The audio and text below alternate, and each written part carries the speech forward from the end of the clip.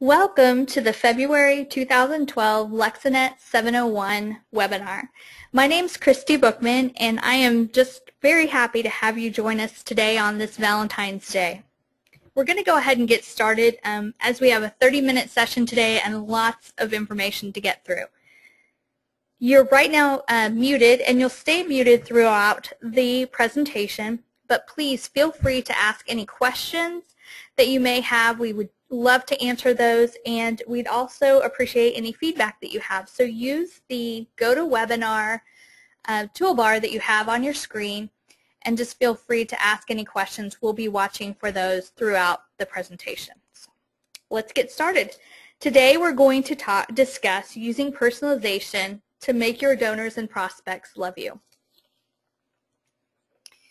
Just 1 week ago, on February 7th, TechCrunch reported that it had obtained exclusive data from ComScore showing that Pinterest just hit 11.7 million unique monthly U.S. visitors. They crossed the 10 million mark faster than any other standalone site in history. According to ComScore, the average Pinterest user spends 98 minutes per month on the site. If you don't know what Pinterest is, it's basically an online sharing site. You have to be invited by another Pinterest member to participate, but then on Pinterest you're able to see a huge repository of images, some of which are links to websites. Much like Twitter, you can follow the pins of others too, your friends, your family, people you don't even know. And the items that you like are pinned to your custom bulletin boards. Here is a look at my Pinterest account. When I log in, I'll see the images that my friends and the people that I'm following have selected or pinned recently. The images that I like or pin are posted to my custom bulletin boards. And I can organize my bulletin boards and name my boards any way that I want. For example, the recipes that I like and that I pin, I've chosen to post to a board that I call Looks Yummy. So you may be asking yourself, what does this have to do with my donors and prospects?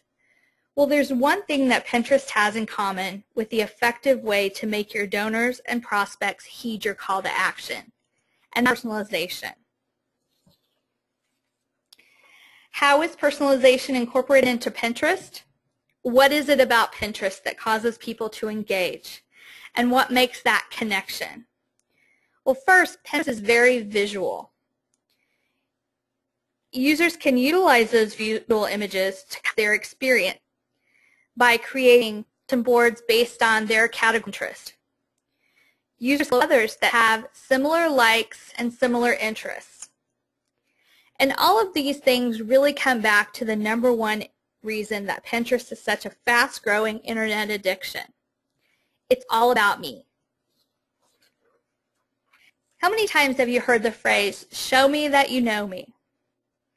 The Pinterest platform has done a great job of letting their users create their own custom experience. And show me that you know me absolutely applies to fundraising marketing. To have successful campaigns, you need to show your donors and prospects that you care enough about them to have taken the time to create a marketing message that relates to them and relates to their interests. And it's not as hard or as expensive as it might seem.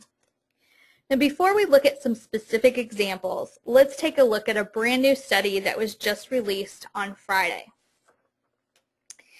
It was reported in Scoop It on Friday, February 10th, that Facebook recently sponsored a study that was run by NeuroFocus.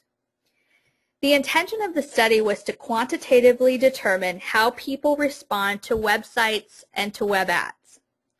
And the results had some really interesting findings for marketers. NeuroFocus used devices to measure the brain waves of searchers when they were visiting a website and looked to see if any patterns emerged. The researchers tested the subject's reactions to 3 different web pages. And the reactions that they measured were attention. The test subjects had clear instances of sustained focus and shifted focus. It was easy to measure when they were interested by looking at something or when their attention was diverted to something else. They also measured emotional engagement. There was a clear delineation between positive and negative emotional response to certain page elements. For the purposes of the study, a positive emotional response was called approach motivation, which means the test subject felt motivated to do something. They had an emotional response, as opposed to a negative emotional response, which was avoidance motivation. They also tested memory retention. Researchers could clearly detect when something on the page was interesting enough to be stored in the test subject's memories. Now, in addition to measuring the direct brain responses during an experience, NeuroFocus also measured the degree to which messages and conceptual associations are strengthened by an experience. This messaging resonance metric measures the extent to which the experience provided a subconscious lift. And we're going to look at some examples here pretty soon that really are clear the resonance. NeuroFocus measured resonance to 3 messaging words: connecting, advice, and for me. These words were chosen because they represent some of the key concepts that marketers would expect to be activated when visiting sites such as these or when opening marketing materials from you. Even though these studies were specific to websites and web ads, we certainly contend that the information is valuable for those of us that are doing e-marketing, direct marketing, all kinds of different interactions with our donors and with our prospects. And based on the 3 websites that were tested, each fell into one of 3 categories. First, the New York Times homepage resonated with messaging related to advice. The standard non-personalized Yahoo homepage resonated with messaging that the reader perceived was for me. And the user space page and newsfeed resonated with messaging that was connecting. Let's quickly walk through each one to see the differences. The New York Times homepage resonated with advice. The homepage was heavily informational, but neither personal nor social. It had no subtle links to topics that were of interest to the reader. The ads that populated on the page had nothing to do with any previous searches or anything specific about that individual user. Now think about a marketing piece that you may have seen that explains in great deal the need for funds or the need for a solicitation, but really doesn't contain anything that's personal or social for the reader. There's no personalization to the reader in the images used or in the text used. And think about what the responses were to that particular mailing. The Yahoo page, which is the non-personalized homepage, resonated with the user as messaging for me. The site is highly informational and entertainment-oriented, but again has no information relating specifically to the user. The images used on the page are static, and they don't vary at all, including the ads. Now think about a marketing piece that you may have seen that would be considered for me. Light and fun, very entertaining, and provides the reader with information about a campaign that will benefit students, etc.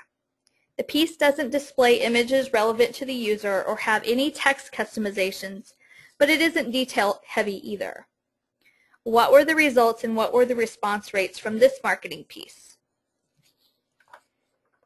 The Facebook homepage resonated with those tested as messaging that connected the reader with the page. The site is highly personal, highly informational, and highly customizable. The message resonance test scored very high. The content on the page and the messages that the reader's brain received resonated with the user. Now, I would submit that if Pinterest were tested, it would also be a connecting resonator. Would it not make sense then that the reader would have a much more likely emotional response with this type of connecting marketing message? We want our audience to feel a connection. to garner an emotional trigger to respond, to take our call to action, to give, to volunteer, and to engage. Let's take a minute and look at some examples of personalized marketing pieces and consider which category these marketing messages would test into. Would they be advice, for me, or connecting? And let's hope that they're all connecting. This example includes the interesting use of the recipient's name. Whether it's written in the clouds, written in the sand, even with coffee beans. It's a creative way to incorporate the user's name or the recipient's name into the marketing piece. People like to see their names, and utilizing the name makes the user feel that the piece was created specifically for them. But unless we know that Steve is a football fanatic or that Allison loves the beach, we really are doing nothing more than adding a personal salutation to our message. We've made the message for me, but is it connecting? And keep in mind that the examples that we're looking at today are for printed marketing materials, but the same personalization elements also apply to email communications and other types of marketing to donors and prospects. We can't forget about landing pages that are personalized URLs, and personalization within a QR code, for example. Personalized landing pages will gain much more connection and response than a non-personalized landing page. This example incorporates a little bit more personalization. These two postcards are from the same mailing. The artwork on the left was reserved for male recipients. Dave, being a male, receives the hammock. The artwork on the right was created specifically for female recipients. Catherine is lounging on the beach, and we show her photo underneath the umbrella. Here's another example. The pink checkbook wallet was mailed to prospective female students, while the black bifold wallet was mailed to prospective male students. These again are examples of for me, but we're getting closer to connecting. This is a great example of utilizing images to attract the attention of and connect with donors based on their affiliation with the university. So if your affiliation is with the School of Agriculture, the School of Arts and Sciences, the School of Veterinary Medicine, or even a satellite campus, the main theme of so many reasons to believe can be conveyed while incorporating something specific based on the recipient's preferences. Does the recipient know that they've received a personalized self-mailer? Maybe not, but the subtle and perhaps even subconscious image and messaging choices will connect with the recipient and gain you higher response rates. Here are some other subtle examples. The outer envelope of this closed-faced letter incorporates the same type of personalization shown in the previous example. The logo in the return address, as well as the theme of the campaign, grab the attention of the recipient, causing them to take action and open the envelope. The next example is from a follow-up mailing. This is interesting. Customers and prospects of this particular company were invited to complete a brief survey. In return, they were to receive a $5 Starbucks coffee card. Now, in addition to some relevant questions about the responders' satisfaction with the company, with their products and services, there were also a couple random questions thrown into the survey, one of which was, what's your favorite color?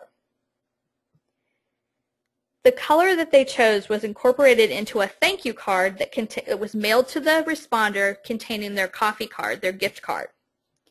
The coffee mug that the man or woman held on the front of the card, depending on the gender of the responder, was created using the favorite color that the responder reported. So you'll see these are 4 different cards shown here, and depending on what their favorite color was and whether or not they were male or female, the design would switch for each recipient. One last example on this page is a university self-mailer to supporters of the university's arts programs. Now this is the back side of the folded self-mailer, or the front side, I guess. The outside cover of the self-mailer was static, and every piece contained this image. However, on the address side of the self-mailer, the image in the lower right-hand corner varied for donors to music programs, theater programs, and the university's arts program. Again, subtle, but very effective. Now, this is an example of a static mailer front. Included in the same print run, using the same overall self-mailer format, was the School of Law version and the student-athlete version. These pieces were mailed to donors and prospective donors who were graduates of the university. If the graduate was a student-athlete while at the university, the inside of their self-mailer might look something like this: a day in the life of a Washburn student-athlete. If the donor or prospective donor was a graduate of the School of Law, they would receive what appears to be a completely different self-mailer inside, but in reality, the images and text have simply been switched out based on characteristics of the recipient from the database. And here's another example of a student-athlete self-mailer version on the inside of the mailer. And note, within the copy, there's even customization. For example, the ask amount that we're asking John to consider is a gift of $150. This amount was requested based on a percentage increase from the amount that John had given in a prior year. So each one of the letters was slightly different, even in the amount requested. A final example is of a self-mailer that incorporates multiple levels of personalization. And I would say that this is an example of a self-mailer that's connecting. Let's look first at Carl. Carl is receiving this self-mailer as a part of a university campaign that's celebrating the 100th anniversary of the university.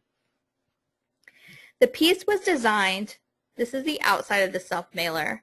The inside was designed based on a timeline that begins with the charter of the university in 1910 and continues through the anniversary celebration in 2010.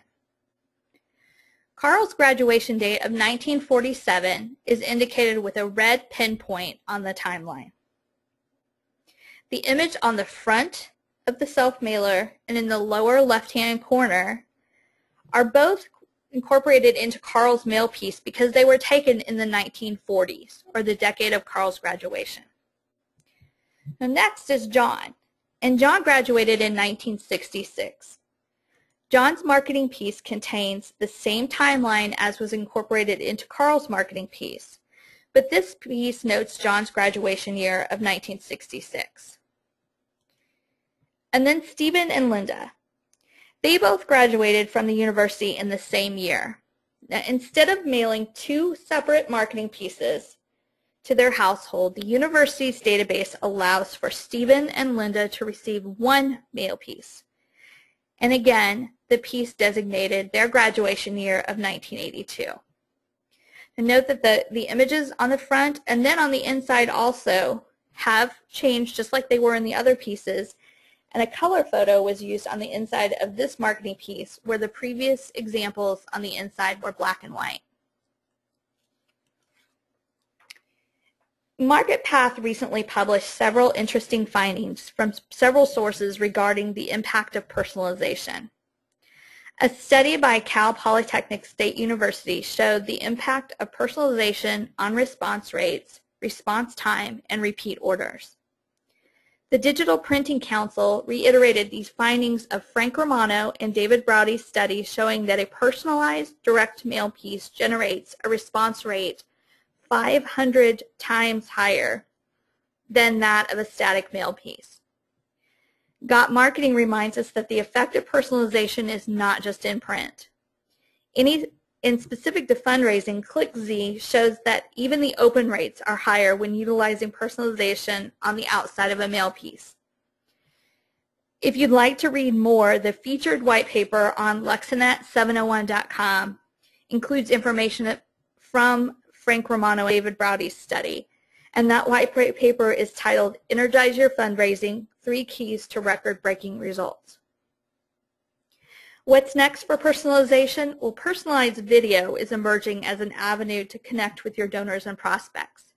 You can take a static video that you've created on campus or at an event and overlay personalized information such as text, including the user's name or the recipient's name, and incorporate that into a video just for your recipient. From the personalization of Pinterest to the studies by NeuroFocus to the marketing pieces that we send to our donors and prospects, we can effectively utilize personalization to make our recipients feel a connection to us and to our organization. They will then heed an emotional trigger and they will respond. And with that, we conclude today's presentation. You'll note my email address on your screen. Please feel free to reach out at any time by email or by phone. And please also take a few minutes to visit our website at www.lexnet701.com. On the site, you'll find industry news that is updated several times each week, if not each day, case studies, industry reports, and much more. Join us on Twitter, LinkedIn, and Facebook as well. And please join us on the second Tuesday of each month for a new LexNet 701 monthly webinar.